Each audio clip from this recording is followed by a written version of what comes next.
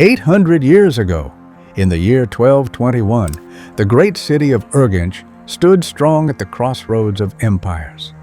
Genghis Khan's army stood before this city that had defied every conventional siege weapon. Yet Khan's forces, far from conventional, unleashed one of the most daring military operations in history. They weaponized Central Asia's mightiest river, the Amu Darya. With thousands of synchronized workers and precision timing, they changed the course of the river and flooded the city's defenses, ultimately leading to its fall.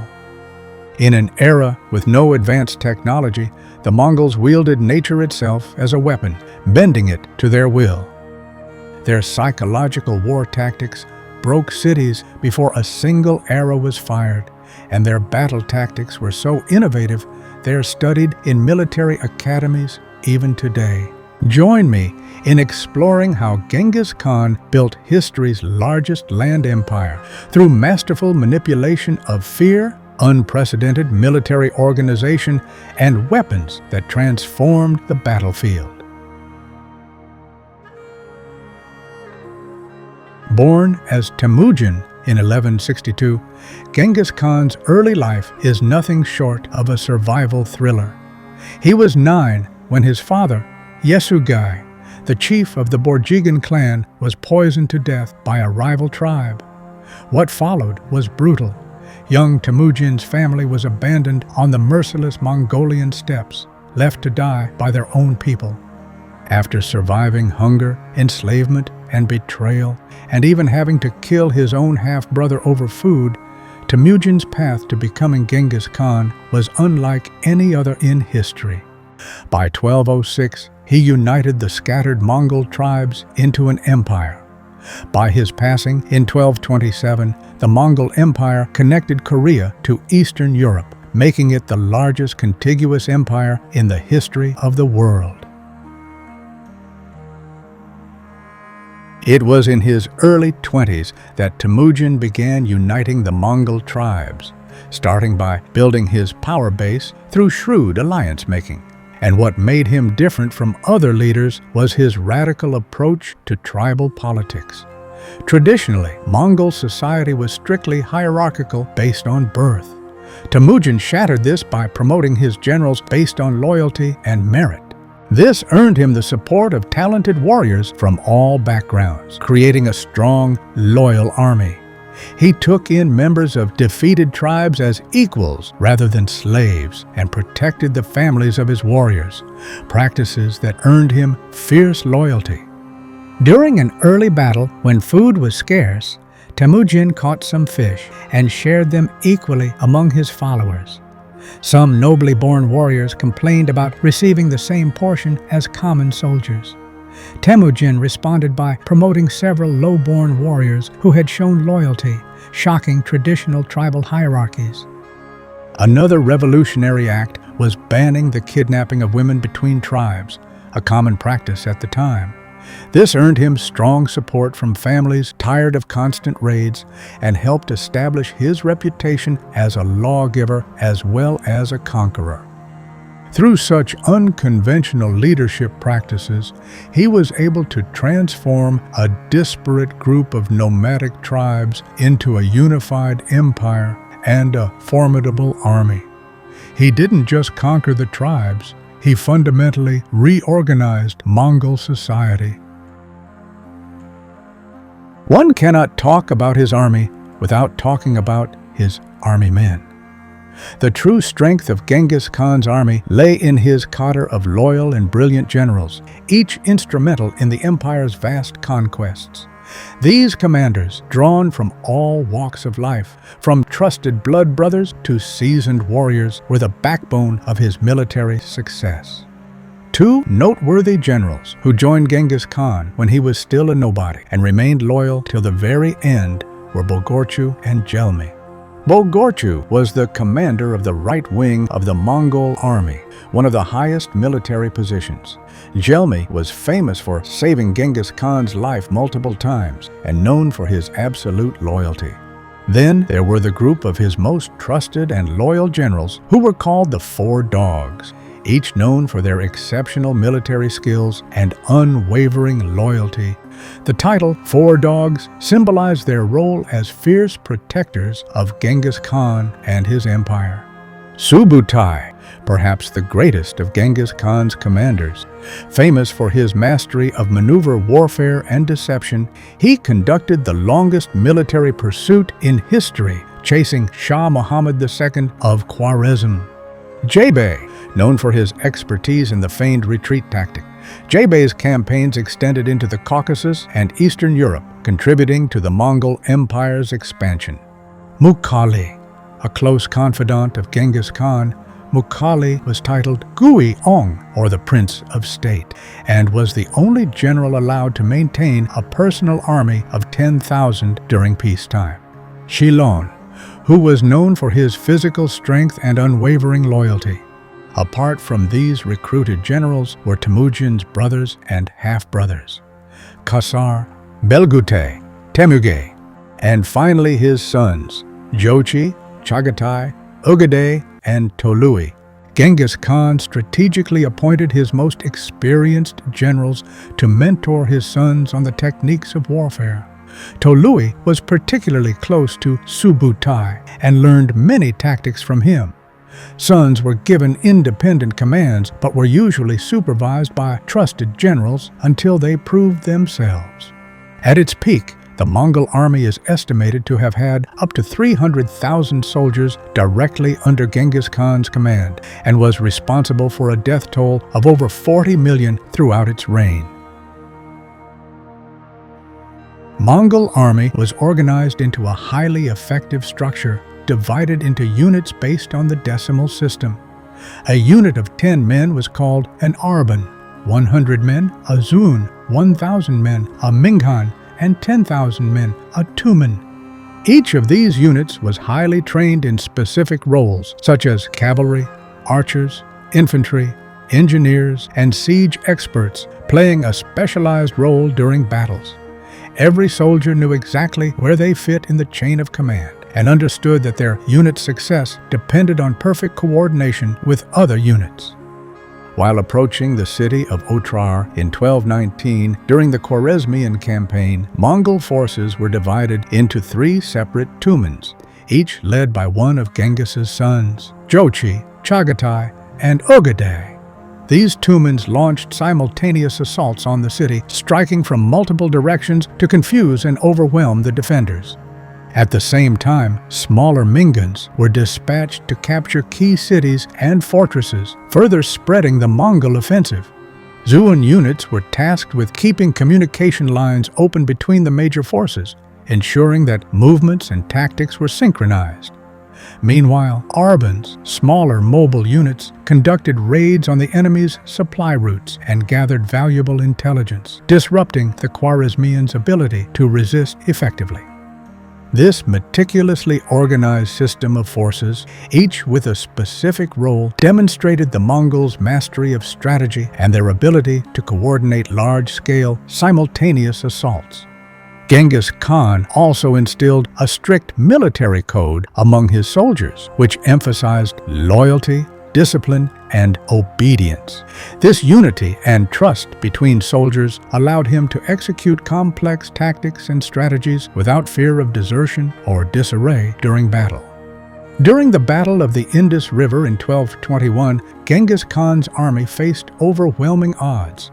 As the Mongol army advanced through Khwarezm, they encountered the Indus River, which had become an obstacle to their further progress. Knowing they would be cut off if they failed to cross the river, a group of Mongol soldiers were instructed to create a diversion by risking their position to protect the crossing of their comrades. Despite knowing they might die in the process, the soldiers obeyed without hesitation. This act of selflessness and trust in their leader's plan allowed the Mongols to cross the river successfully and win a major victory.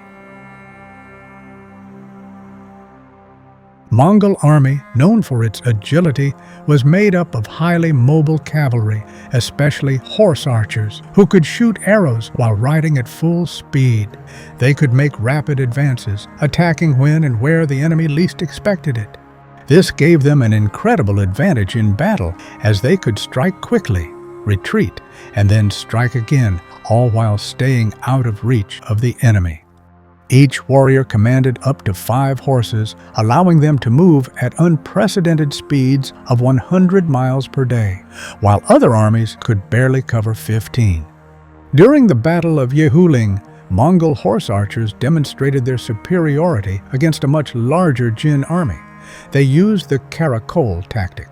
Different units would take turns charging toward the Jin lines, unleashing arrows, then wheeling away. This constant rotation meant there was always one group firing while others were retrieving arrows and resting their horses. The Jin army, despite outnumbering Mongols, couldn't effectively counter this mobile warfare. In the Mangudai technique, small, mobile units would provoke the enemy into giving chase, deliberately retreating and luring them into a vulnerable position.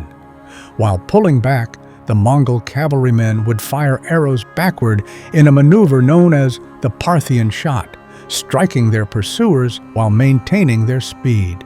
As the enemy pursued, the Mongol wings would sweep around in a double envelopment, trapping them from both sides. This feigned retreat was not just an act of flight, but a calculated move, leading the enemy into carefully prepared ambush positions. This was one of Genghis Khan's innovative military strategies and was used during multiple sieges. The 5-unit system was another sophisticated tactic used to overwhelm the enemies. In this approach, 2 Mongol units would charge head-on, drawing the enemy's attention and forcing them into a defensive stance. Meanwhile, 2 additional units would circle around, attacking from the flanks, creating chaos and splitting the enemy's forces. The final unit, held in reserve, would wait for the perfect moment to strike decisively, often tipping the balance of the battle. This coordinated approach was first demonstrated with devastating effectiveness at the Battle of Badgermouth in 1211, where the Mongols used it to decisively defeat a much larger force. The Mongols carried an impressive array of weapons for every combat scenario.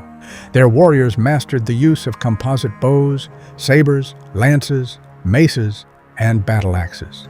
Their armor was designed to complement their speed and agility. It was lightweight, often made from layers of leather, silk, or steel plates. It allowed them to move quickly without being weighed down. They wore helmets with face guards, and their armored horses, known as cataphracts, were also protected with leather or metal armor, making the cavalry units even more formidable. They built their siege warfare capabilities by incorporating captured engineers and equipment from the cities they conquered. They even used gunpowder and early forms of rocket artillery, which they picked up from the Chinese, to launch explosive projectiles. One particularly interesting weapon was the Mongol fire lance. This early form of a flamethrower was a tube filled with gunpowder that could shoot flames or projectiles when fired. For close combat during raids and battles, the Mongol saber, or kilij, was used. It was a curved sword that was lightweight, quick, and razor-sharp. Its curve allowed for powerful slashes, especially when riding a horse. Spears were good for thrusting in close combat, especially during a charge. But the Mongols also used throwing spears for long-range attacks, which was a tactic that allowed them to engage enemies from a distance while still maintaining their mobility. The Mongol lance was long and sturdy and was a symbol of a warrior's elite status. Lances were used while charging into the enemy lines, where a Mongol cavalryman would use the lance to pierce enemy armor or knock opponents off their horses. Finally, and most importantly, bows and arrows. The Mongols were masters of the bow. The iconic Mongol shortbow was compact, powerful, and designed for mobility. Unlike the longbows used in Europe, Mongol bows were shorter, making them easier to use on horseback. These bows were made from layers of wood, horn, and sinew, which made them incredibly strong and efficient. Their composite bows had a remarkable effective range of 350 yards, far outdistancing those used by other armies of the time. At closer ranges, these powerful bows could even penetrate armor, making them deadly in battle. The Mongol archers also employed a variety of arrow variants. Heavy arrows were specifically designed for armor penetration, capable of piercing through thick defenses. Lighter arrows, on the other hand, were crafted for long-range precision, allowing for strikes from a distance. Additionally, the Mongols used whistling arrows, which created a terrifying sound as they flew through the air. While these arrows weren't necessarily more lethal, the psychological impact of thousands of screaming arrows was often enough to break enemy morale before the battle even began. Genghis Khan was a master of psychological war tactics. He knew fear could be more powerful than an army, and he wielded terror like a weapon before he drew his first sword. During the battle against the Nayman tribe, Genghis Khan found himself significantly outnumbered while approaching the rival troops. He turned this disadvantage into an opportunity for psychological manipulation. Here's how the strategy worked. Each Mongol soldier was ordered to light 5 separate fires instead of the usual single campfire. From the Nayman's elevated position, looking down at the valley, these fires created an illusion of a massive army. But Genghis Khan didn't stop there. He had his men tie branches to their horses' tails. As they rode around, they kicked up enormous dust clouds, further amplifying the illusion of a vast force on the move. They even mounted figures made of straw on their horses to give an impression of a larger army. The Nayman leaders, thoroughly deceived by these displays, decided to wait rather than attack, giving Genghis Khan the tactical advantage he needed. During the siege of Samarkand in 1220, Genghis Khan faced a city with powerful walls and 110,000 defenders. Instead of a direct assault, he positioned his army in a massive circle around the city, cutting out any external contact. Each unit would light fires at night, creating a ring of fires around the city. Every few days, the units would move slightly closer to the city, like a spider's web slowly contracting. This psychological pressure was so effective that the city's morale collapsed before any major assault began. The garrison tried to break out in a night attack, but because of the evenly spaced units, they had nowhere to go and were easily defeated. Genghis Khan also had an infamous reputation for ruthless destruction. When his army would conquer a city, they wouldn't just defeat the defenders, they would annihilate the population, leaving nothing behind. He would have entire populations slaughtered or enslaved to send a chilling message to others: defy him, and this is your fate. Perhaps the most chilling account comes from Baghdad. Mongols would capture civilians and force them to march in front of his army. Imagine being a defender and seeing your relatives, friends, or countrymen being used as human shields. This tactic was devastatingly effective at breaking defenders' morale. After the city fell, the House of Wisdom, an ancient intellectual center, was destroyed. The survivors were promised mercy if they came out with their valuables. When they emerged, they were systematically killed, and their bodies were thrown into the Tigris, turning the river black with ink from the destroyed books and red with blood. News of Genghis Khan's conquests would spread like wildfire across the known world, and the mere mention of his name was enough to strike fear into the hearts of entire cities. The psychological impact of these atrocities was so great that centuries later, Persian manuscripts still referred to the Mongol invasion as the time of great disaster. The Mongol intelligence system under Genghis Khan represents one of history's most sophisticated early examples of military intelligence gathering. They developed a complex network of spies, informants, and reconnaissance units that fundamentally shaped their military success. Genghis Khan used this network to gather intelligence about enemy positions, strength, and morale. This allowed him to make well-informed decisions, striking when the enemy was at its weakest or most vulnerable. He often used spies to infiltrate enemy ranks and spread false information, causing confusion and mistrust. During the invasion of the Jin Empire, Genghis Khan demonstrated the power of long-term intelligence operations. Years before the actual invasion, he had established a network of merchants who regularly traveled into Jin territory. These merchants weren't just gathering military intelligence, they were mapping trade routes, assessing the mood of the population, and identifying potential allies among disgruntled Jin officials. When the invasion began, this network proved invaluable. For instance, during the advance on Zhengdu, Mongol commanders already knew which city officials were susceptible to bribes and which garrison commanders were unhappy with Jin leadership. This intelligence allowed them to encourage defections and exploit internal divisions. What made the Mongol intelligence system particularly effective was its multi-layered nature. At the tactical level, mounted scouts provided immediate battlefield intelligence. At the operational level, spy networks gathered information about enemy movements and defenses. At the strategic level, long-term agents assessed political situations and identified opportunities for exploitation. All this information flowed back to Mongol commanders through a sophisticated relay system, allowing them to make well-informed decisions at every level of warfare. Modern military strategists still study Mongol tactics today. Their reconnaissance techniques influence modern military intelligence gathering. Their methods of rapid deployment and coordinated attacks are reflected in modern mobile warfare doctrine. Even their psychological warfare tactics find echoes in modern information warfare. But here's the fascinating paradox of Genghis Khan's empire. While he brought unprecedented destruction, allegedly killing 40 million people and destroying entire civilizations, he also established the Pax Mongolica, a period of relative peace and prosperity that facilitated trade, cultural exchange, and technological advancement across continents.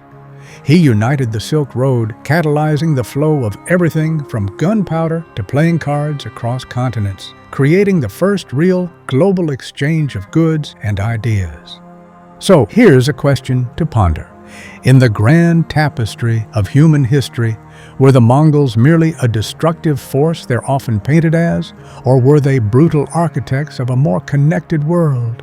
After all, few empires have left such a complex legacy, one written in both blood and gold.